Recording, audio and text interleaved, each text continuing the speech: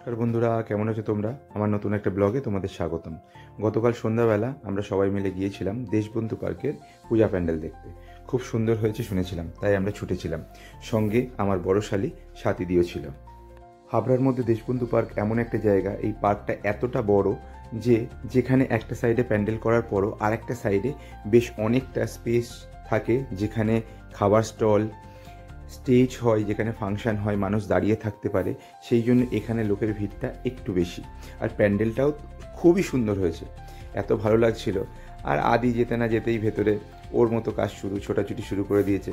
এত মানুষ দেখছে, আরও মানুষজন একটু বেশি ভালোবাসে। ও সবাইকে দেখে নিজের মতো মজা করতে শুরু করে দিয়েছে। কিছুক্ষণ আমরা ওখানে দাঁড়ালাম, ছবি টবি তুললাম।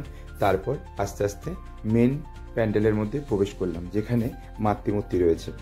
এর ভিতরের কাজটা আমার ইউনিক লেগেছে, এত সুন্দর কাজটা। তোমরাও দেখো, চারপাশের কাজটা দারুণ হয়েছে। ঝাড়টাও বেশ ভালো লেগেছে।